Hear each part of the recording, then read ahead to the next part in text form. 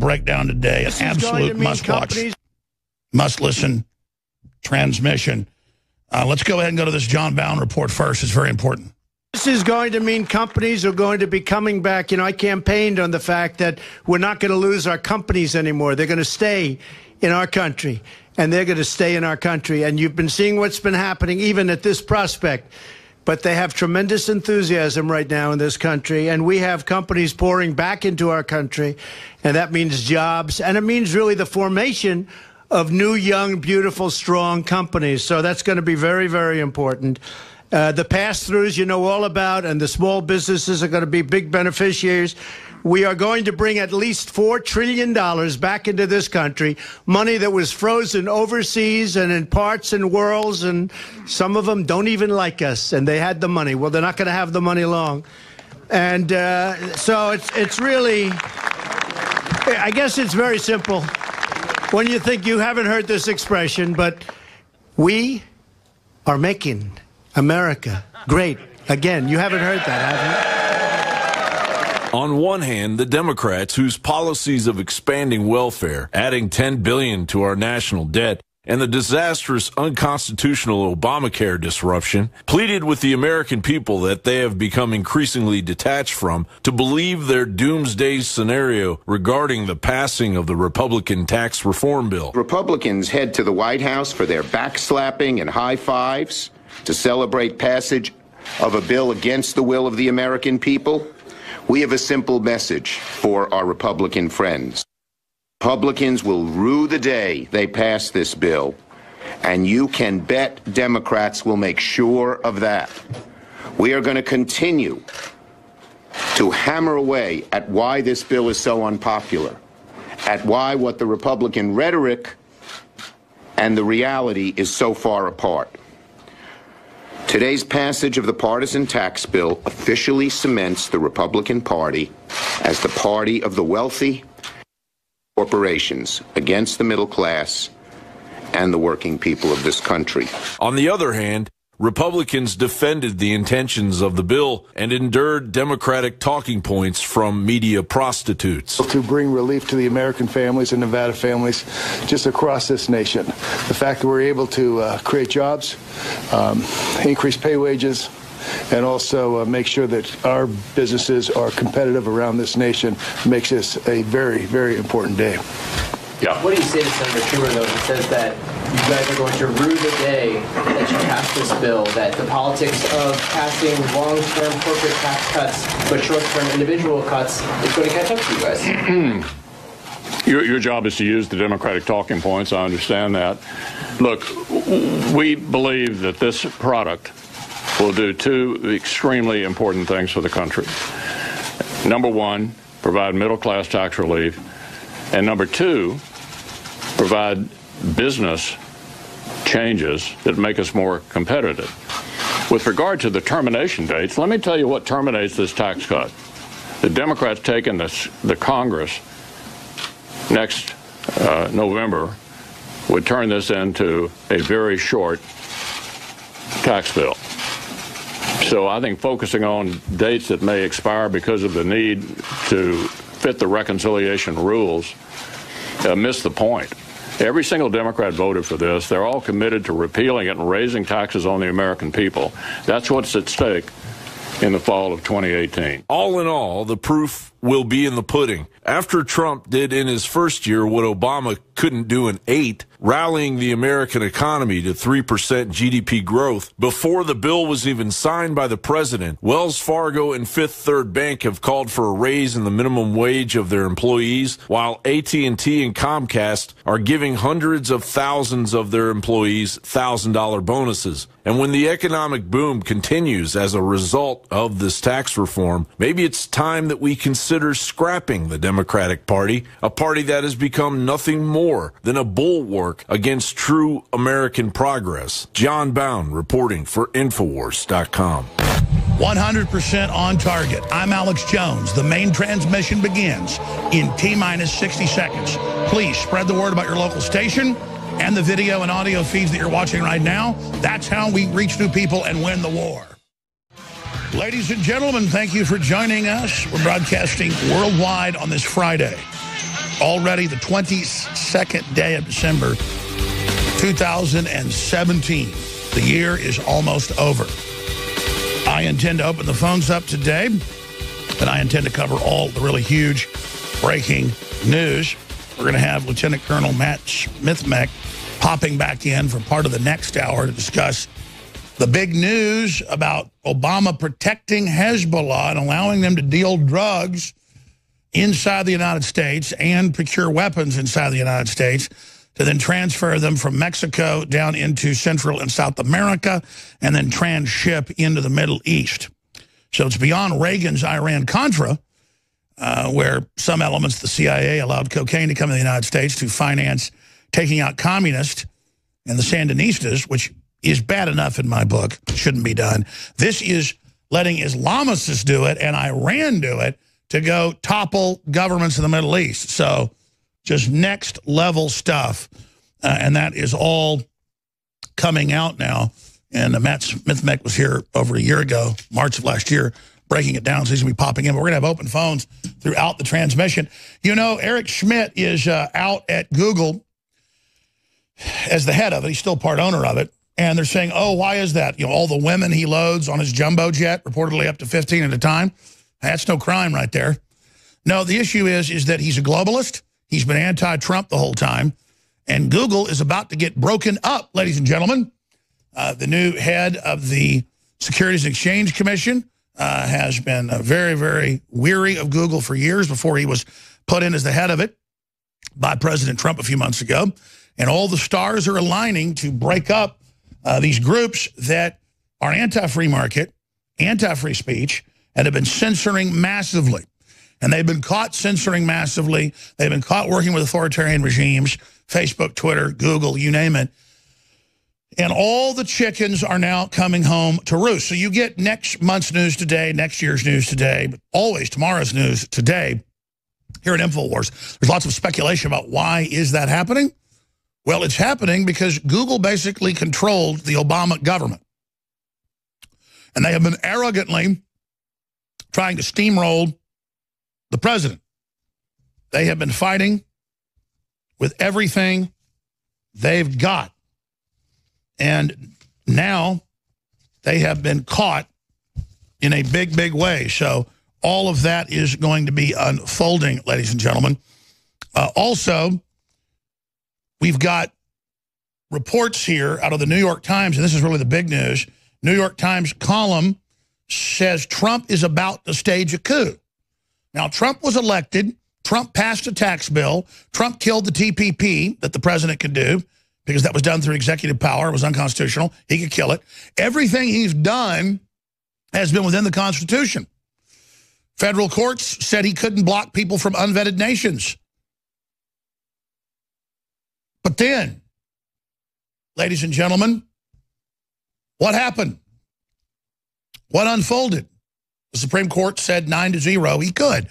So everything he's done has been constitutional. They're the ones trying to overthrow the president. They're the ones openly saying that they are going to try to kill him on a daily basis.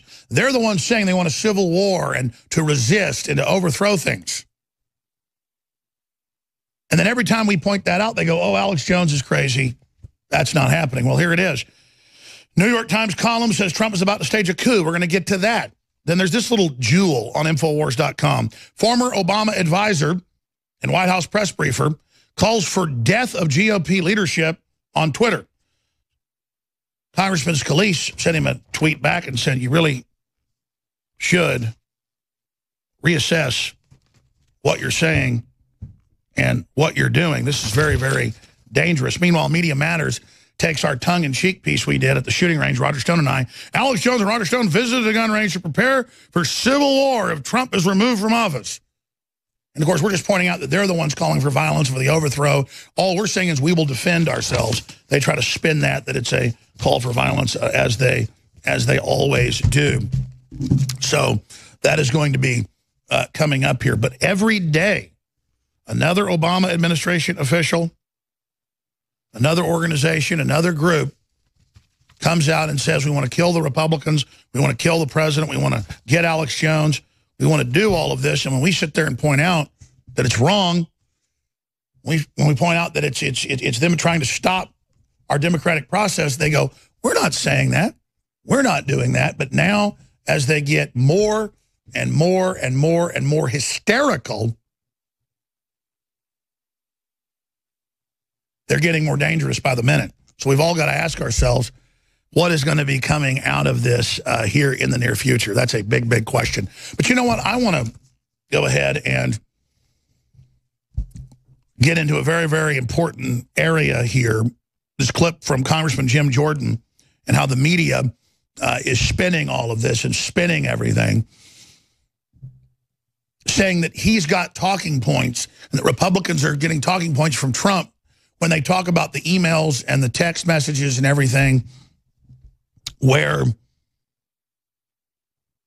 the Democrats, the FBI, the Justice Department people, the deputy director at the time, McCabe, are meeting, trying to fix the information and make it up and have the insurance policy. Those aren't talking points. Those are the facts. If you dig a dead body up in somebody's backyard and catch them killing other people and then it goes to trial, it's not a talking point. It's evidence.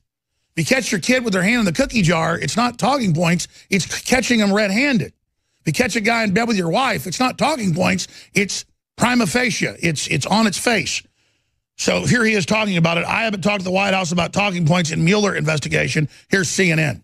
Have you had conversations, or has your office had conversations with the White House about the Mueller investigation? I have not called we just had Mr. Sessions, Mr. Rosenstein, Mr. Wray in front of us. I did not talk to the White House about what kind of questions I was going to ask. I based it on the evidence and the facts that have come out. I mean, how do you get around the text message? Have you had conversations with the White House, not about the questions you asked, but about the Mueller investigation in general? Well, I've talked with the White House about all kinds of things. We've had talks with the White House about tax policy. We have talks about welfare policy. We've had talks about Obamacare. Of course, we've had talks with the White House. But my questions in those committees was driven by the evidence we've received in the last several weeks, like the text message from Peter Strzok to Lisa Page says where we can't afford to take the risk that the American people are going to elect Donald Trump, so we need an insurance policy. If that doesn't go to intent to have a plan to disrupt the election, I want to talk about your argument here in a second, but I'm trying to get to the issue of coordination. You just said, of course, we talked to the White House. John. Of course, we talked to the White House about the Mueller investigation. No. But do you talk about talking points? Are there talking points on the Mueller investigation? Of course not. Of course not. But here's the coordination. The Clinton campaign and the DNC, now we know those were one and the same, paid the law firm who paid Fusion GPS, who paid Christopher Steele, who paid Russians to give him this dossier, get this dossier that was, we think, taken to the FISA court and was the basis for securing warrants to spy on Americans. The coordination between the Clinton campaign and Russians, I will get to this. I will get to the dossier and the FBI, your charges about the FBI in just a second, but I want to finish up on this issue of coordination. Those are facts. I want to get to the issue. I want to stay on the issue of coordination for 1 second. I want to talk about the coordination we know. Here's the coordination we know. Hang on. You've been on Fox News when you say that the FBI was, acting to keep Donald Trump from being president of the United States. Before you go on Fox News, do you talk to them? Do you talk to them about these claims that you will make? I talk to my colleagues, I look at the evidence, and I talk with our press people who book us on your show, and we talk about the coordination that exists between the Clinton campaign and the Russians. Now think about this. We know for a fact the Clinton campaign paid Russians to do what? To influence the election. And yet we've had this month-long investigation by Bob Mueller with no evidence that President Trump worked with Russians in any way to coordinate and influence the election. But we know the Democrats did. President Trump. We'll be right back, ladies and gentlemen, but that's how they try to change the subject. Stay with us. Ladies and gentlemen, we are back live. Let me give you an idea of some of what's coming up. Remember, Camille Paglia wrote earlier this year that transgender propagandists are committing child abuse when they go into children 3, 4, 5, 6, 7 years old and tell them, well, you may not really be a girl. You may not really be a boy. You may be something else. And then now they're going to push gear in the schools on the children where little girls will wear fake genitals. And I'm going to get into that and who's pushing it and what's happening coming up. Wait until you see this. You cannot make this up. And they talk about, we've got the gear for your children. I mean, I don't even really know what that means. I had to look it up. That's all fetishized stuff. I mean, the sexualization of children has gone into mock speed. That's coming up. Also, Facebook, we've talked about this, but it's back in the news, and they're getting a lot of trouble for it now. Facebook team helping regimes that fight their opposition. Even Bloomberg admits that. But they're doing the same thing here. And then it ties into Apple being caught slowing down and killing old phones. They're being sued for that. We knew that was happening. And surveillance cams, face scans help China make thousands vanish. Gets into all the incredible oppression in China, how they're using social network digital scores to control everybody. AP exclusive, digital police state shackles Chinese minority. But that's what the Washington Post is calling for, censorship here of yours truly. So the very programs developed and refined in China of digital oppression are coming here, and the very people bringing it here out of the other side of their mouth are criticizing China. This is a big deal. And in many cases, working with China, working with Pakistan, working with others to literally have them arrested for being Christian and disappeared, or for being Buddhist. And these sites are more than willing to do it. They're extreme authoritarians with a fake liberal covering. That's how they get away with it. And, of course, you see all of that hypocrisy now coming out. But before I go to break and come back with the big news, they're clearly pushing a civil war. They're clearly pushing an attempt to have a coup against the president. We have more Obama administration officials and others calling for it today and yesterday, and then saying that Trump is about to stage a coup when everything he's done has been constitutional. The real coup plot is Trump's, is the ridiculous article from the New York Times. So that's all coming up. See, we warn of this. We're crazy. It doesn't exist, but they're the ones actually calling for it. But then when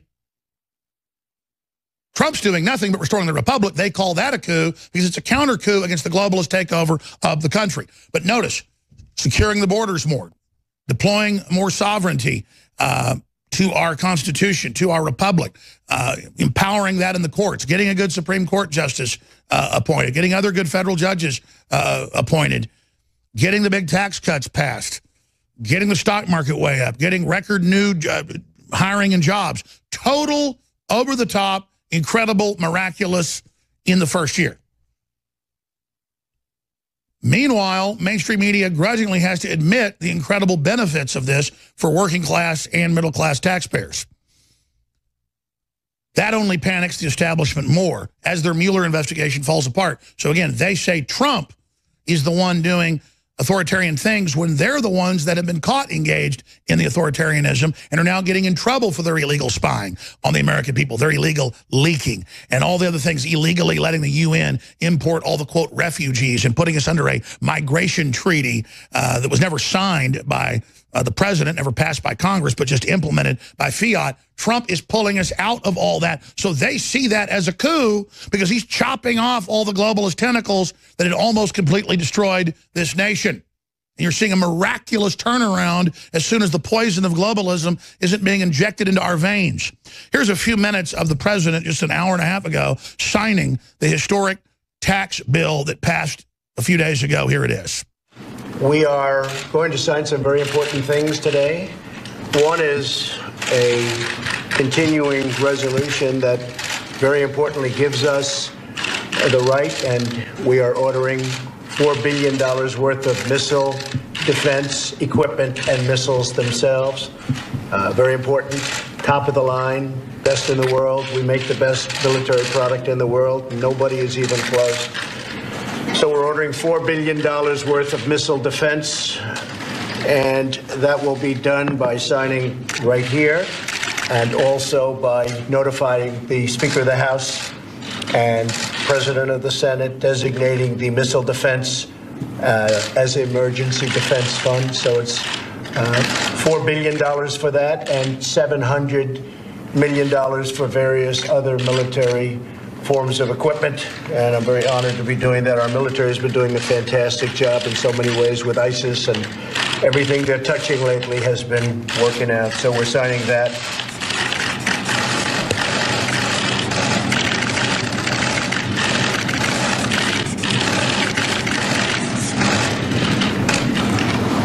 This is the letter to Mitch McConnell and separately to Paul Ryan, authorizing that having to do with missile defense.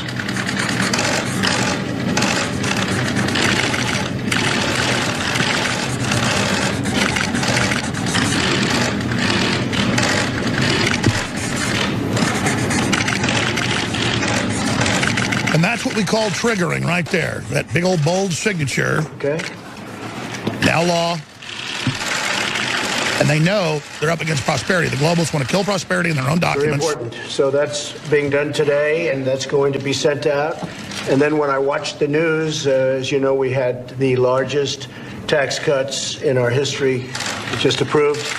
And I was going to wait for a formal signing sometime in early January, but then I watched the news this morning, and they were all saying, will he keep his promise? Will he sign it by Christmas? You were one. But will he sign it by Christmas? And I called downstairs. I said, get it ready. We have to sign it now. We were going to wait till January 7th or 8th and do a big formal ceremony. But every one of the networks was saying, will he keep his promise? Will he sign it for Christmas, before Christmas? And so I immediately called. I said, let's get it ready. As you know, $3.2 trillion in tax cuts for American families, including the doubling of the standard deduction and the doubling of the child tax credit. The typical family of four earning $75,000, we see an income tax cut of more than $2,000. Many much higher than that, slashing their tax bill in half.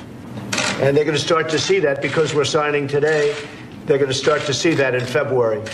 The numbers will speak. One of the big things that happened, you have some great companies. I want to thank AT&T, who actually was the first out of the box, and Boeing and Sinclair and Wells Fargo and Comcast, even though they own NBC, which is not so nice to the presidency or the president. But Comcast also, they all have made tremendous contributions to their employees and tremendous contributions to spending money in this country because of the tax bill. And they all said let's fade that down. Because of the tax. We're going to come back with more of this on the other side because it's so important. And again, that's called presidential leadership. Now, even a lot of globalist companies are going, okay, we're going to give you $1,000, $2,000 extra bonuses on top of what you got. And we're going to move more stuff back here because they can now.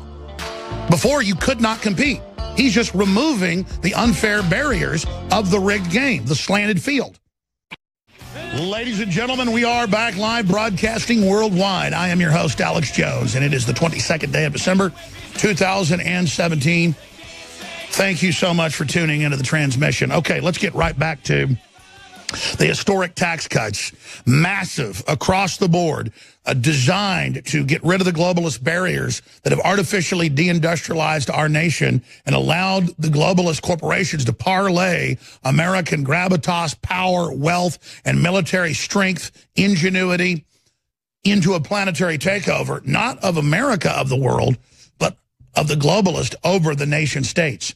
And all over the planet, that authoritarian operation is coming under major scrutiny, major heat, major legislative, and major populist resistance. And that's the facts. We're living in an incredibly historic time right now. There's a real war going on for the future of humanity against authoritarian, unelected private world government and nation states. Doesn't mean our nation states are perfect, but they're here. They're local. They're made up of us. And we can take our country back. We can take our world back. And it's beginning to happen right now. By the way, Nikki Haley at the UN threatened to basically pull U.S. funding, because the U.S. pays close to half the UN funding if they try to basically override the United States and its move to put an embassy from Tel Aviv to Jerusalem. We've got that report coming up. We've got the market roaring forward on news of the massive tax cuts. But in the next segment, I'm going to drill into Congressman Scalise's response to Obama advisor, Obama press briefer, Ben Rhodes, talking about killing GOP leaders and their obituaries and all the rest of it. So that's coming up. You know, Fox News kind of spins it and says, oh, they're just joking about it. No, they're not joking about it. They're dead serious. It's up on INFOWARS.com. Former Obama advisor calls for death of GOP leadership on Twitter. So that is coming up. Then it ties into that New York Times article that I was mentioning. But first, I want to finish up with a few minutes of the president just a few hours ago breaking down the historic tax cuts that he was signing and the big fact that he ceremonially said, okay, it's law, but they were going to wait until January, that's customary on those type bills, in the new year. But that the media kept saying, oh, it's all a lie. He didn't really plan to sign it. It's all fake. And so he said, okay, we'll do it right now. I mean, that's how they spin every single point. That's how they invert into upside down land. So let's go ahead and go to the rest of the president. Thank AT&T, who actually was the first out of the box, and Boeing and Sinclair and Wells Fargo and Comcast, even though they own NBC, which is not so nice to the presidency or the president. But Comcast also, they all have made tremendous contributions to their employees and tremendous contributions to spending money in this country because of the tax bill. And they all said that it's because of the tax bill. So they're making tremendous investments. That means jobs.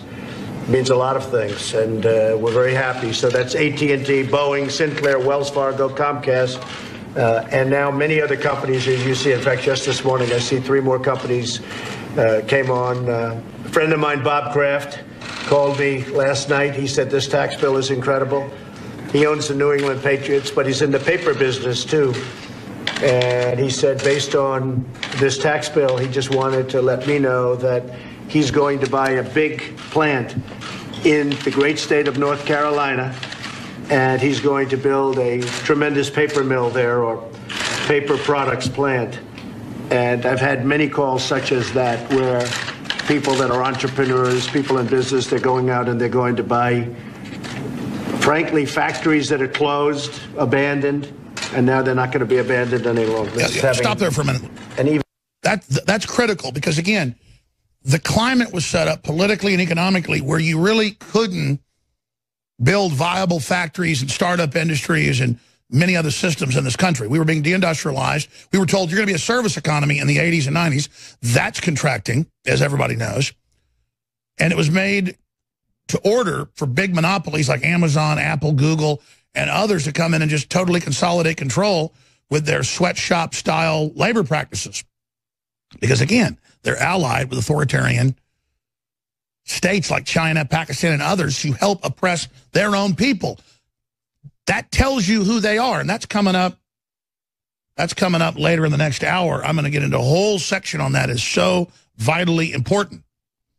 There's some other good news, too, I want to get to, but the fact that the president's saying, hey, we're going to remove these unfair taxes, these trade barriers. It's a tariff when the U.S. has a 38.9% and China has a 15%.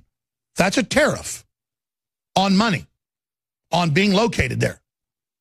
And that giant tariff of 20-plus points is going bye-bye next year.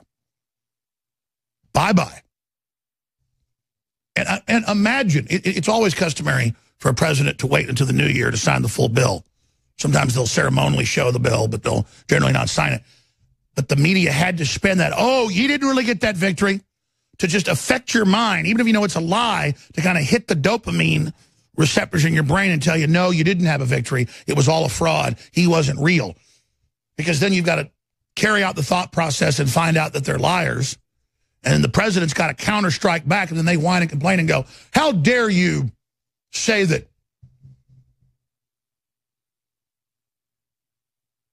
blah, blah, blah. And I mean, every time he attacks mainstream media, when they're lying about him or us or anybody, they get upset and say, it's vicious, it's mean.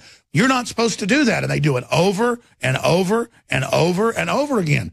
They're at war with us. Their position is the opposite of whatever we do. That's how they attack. The Democrats are caught colluding with the FBI to try to make up a dossier. They flip it around and claim that Congress is colluding with the president and making all of it up when it's all admitted. But that's how they lie. It's how they obfuscate. And it makes my head, quite frankly, spin sometimes. But let's finish up with the president. Bigger impact faster than I thought. The corporate tax rate, as you know, will be lowered from 35% to 21%. That means that more products will be made in the USA. A lot of things are going to be happening in the USA. We're going to bring back our companies. They've already started coming back. I think they had certain confidence in me. They figured we were going to get this done, but they have already started.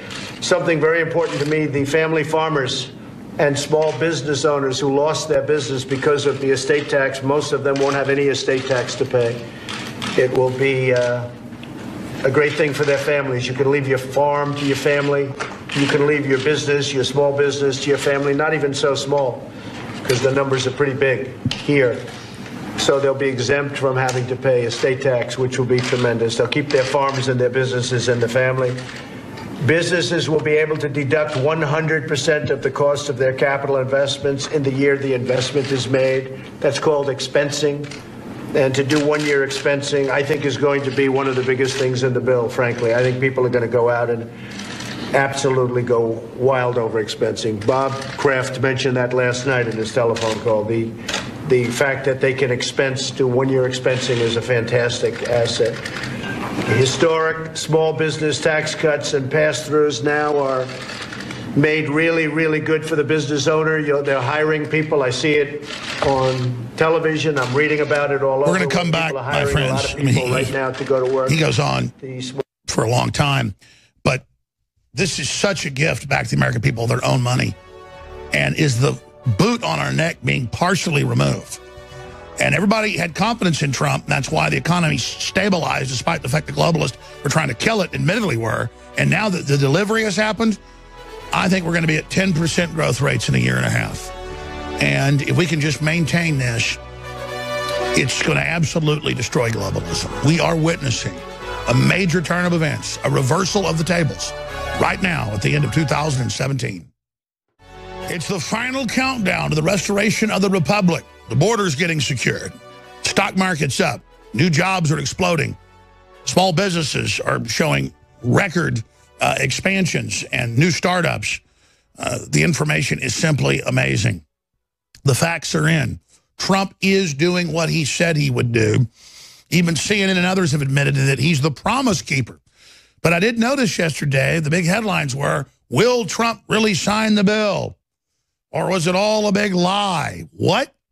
How would he fight so hard to get it passed and then not sign it after the new year like you customarily do? So Trump said, fine. You don't want us to have a big ceremony then?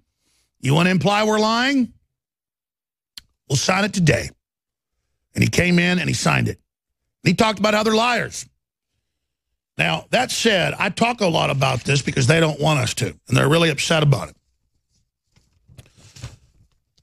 Mainstream media, in their own publications, as you know, as a listener and viewer of this show, or somebody that does your own research, mainstream media calls for the death of Trump, the death of his family, the death of his supporters, for a coup, for him to be killed.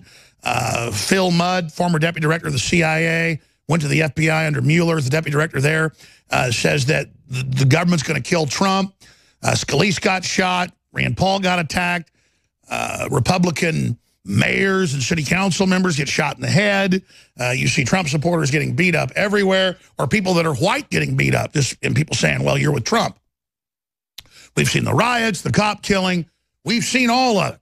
And the resist movement, and we're going to drive Trump from office, full-page ads in the New York Times, and New York Times writers saying somebody killed Trump, and Newsweek, it's time to riot, and it's time to kill. On and on and on. And then when we talk about it, they go, Jones is crazy. There's no plan. And then it comes out that the president has his own private military security that's been there since he was president-elect, and that they actually do fear rogue CIA and FBI groups from the Stay Behind Clinton network trying to kill him. So that's the game they play. But then as they gear up now, because their Russia thing's falling apart, their Sexgate stuff's falling apart, all of it's falling apart as Trump delivers, and as we, the American people, deliver, supporting Trump, supporting ourselves, as we begin to turn the corner, we enter the maximum danger zone. Now, there's the headline, CNN analyst on Trump. The government's going to kill this guy. So he's the former head of counterterrorism of the CIA. That's the part that has the teeth. That's the part that tortures people and all of it. He's been in lawsuits over it. So, I mean, he's a killer or a guy that commands killers. And he's there saying, we're going to kill him. The government's going to kill him. I pointed out, and the media goes, oh, you're crazy. They have the Aspen Institute with Wolf Blitzer. Brennan and Clapper former head of the CIA, former head of national intelligence, and they go, he'll be gone by the end of the year. And Blitzer goes, impeachment? And they go, no, extrajudicially. That means outside of law. Extrajudicial means throw a bag over your head, throw you in a van, and take you to a place to throw you in a vat of acid. Or put cement shoes on you. What it means is we're going to kill him. And then congressmen were briefed on this by the Democrats that said, you better get in line when Trump disappears. All of you Republicans speak out when he goes down, you're next. And Republicans have gone public, that the Democrats have been very threatening in private, not just in public. So they've been bravadoing around like the big rooster in the barnyard. They've been walking around, kicking and strutting and getting everybody's face to act powerful so that their own minions hold on inside their bureaucratic stay-behind networks. And the media runs articles about how great it is and how they're not following orders and how they're doing this and that. Bloomberg reported on it, on Monday? Again. So, New York Times column says Trump is about to stage a coup. New York Times contributor said that the President Trump hysteria meter to 11 on Thursday when he wrote that the president and his allies seem to be on the verge of staging a coup against independent institutions and the rule of law. It's you guys with the fake dossiers and the illegal spying and all the criminal networks. In the column, The Real Coup Plot is Trump, New York Times contributor and Harvard University lecturer, Yashaka Monkapunker, however you say it, warns readers about the upcoming assault on American democracy that the president is plotting. Fox News host Jesse Waters recently claimed that in the midst of all the alleged bias with the FBI, that we have a coup on our hands in America. Monk doesn't cite any evidence that Trump is preparing to fire special counsel Robert Mueller, the president after all. He said repeatedly that he doesn't intend to. If you dare criticize Mueller, you're making yourself an active accomplice, this is a quote, in a deliberate assault on our democracy. That's right. If you defend yourself from a kangaroo rogue group put in by the Clintons that's been proven to be a fraud, if you even speak back at them, it's like talking back to God. You don't do that. Mueller is God. Speaker of the House Paul Ryan and Senate Majority Leader Mitch McConnell were busy passing tax cuts for over 80% of Americans. Now they're equally to blame for the public's growing mistrust of the Russia probe, according to the New York Times. So, see, now that brings us to this little jewel. Obama advisor and press briefer Ben Rhodes slammed for tweet joking about GOP leaders and obits. Well, he wasn't joking. He came out and said he can't wait to see them in obituaries. Former Obama advisor calls for death of GOP on Twitter. Obama aide Ben Rhodes hopes to see Ryan, McConnell, and Pence dead. Obama advisor Ben Rhodes, but he won't do it. He'll just hype it and hope some crazy does. Obama, Ben Rhodes, a supporter, crossed the line with many Americans when he tweeted that he hopes for the death of Paul Ryan, Mitch McConnell, and Mike Pence. Another Obama aide, Dan Pfeiffer, commented on Instagram picture posted by Donald Trump saying, I hope this is the photo they use on the front page of the Times the day he is indicted. What, by your swamp creature? I hope this is the photo, again, that they have on the front page of the Times the day he is indicted. And then Ben Rhodes says, alongside the obits for Ryan, McConnell, and Pence, yeah, helping take the foot off the neck of the American people under our push and getting real tax cuts and getting real reform on corporate tax. Man, that makes you angry, doesn't it? Because you hate flyover America. You hate the American people, you parasite. Because, see, they're globalists hired because they're bad people. And people that always abuse somebody or suck off of them, they never love them. They always hate who they're abusing. They always hate who they're robbing so they can feel good about it. You understand? That's how parasites operate. Republican Steve Scalise of Louisiana, who survived the assassination attempt in June, when a psychotic liberal targeted conservative politicians, replied to Rhodes by warning, you may want to reconsider your rhetoric. So this is literally a down with the USA crowd. Meanwhile, myself and Roger Stone go to the shooting range. We tongue-in-cheek joke around. You know, they're all calling for martial law and war, and you know, if they're going to come after us, we're going to defend ourselves. But, you know, we hope to be able to defeat them, and it doesn't go to that point. But we clearly prefaced it 5 or 6 times that we don't believe in offensive operations. We believe in defensive. And so Roger admits he doesn't go shooting often, so they point out that he didn't have perfect etiquette and things like that. We said that in the video. It was an hour-and-a-half live feed. But they then imply that we are calling for violence and that we are calling for all of this. When we're saying you're calling for it, we're here to defend ourselves. Alex Jones and Roger Stone visited a gun range to prepare for civil war if Trump is removed from office. And now that they've written about it, now hundreds of publications will write about it, which is good. I'm trolling them. I'm betting on the people seeing through your propaganda. All right, coming up, we're going to look at the shakeup at Google and what's really behind that as Eric Schmidt is out. We're going to look at the globalist operations. We're going to also look at Facebook team helping regimes round up and imprison and kill people and how that ties into what's happening here inside of the United States. We'll look at Jorge Ramos saying he's now having the worst time of his life living in the U.S.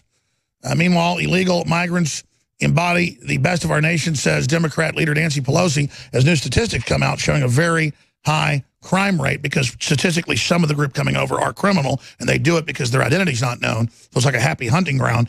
Meanwhile, so it was terrorism. Attacker who rammed his car into victims upset at mistreatment of Muslims. But the media said he was a Muslim, but he was just mentally ill. So the ongoing cover-up only intensifies. By the way, I want to thank you all for doing a lot of your Christmas shopping at InfoWarsStore.com. And it's still time in many areas of the country to be able to get shipped products before Christmas. But it doesn't matter. Give yourself the gift of high-quality, fluoride-free toothpaste, emboldened and fortified with colloidal silver and iodine. Super Blue toothpaste still 50% off for adults and children, plus the mouthwashes as well. And Myco ZX, out for over 6 months because it's so hard to procure these incredible organic compounds known to destroy and knock out the mold and the yeast that has taken over so many people's guts. This is beyond probiotics. It's next level, and it's 25% off, even though it's been sold out for 6 months. Myco ZX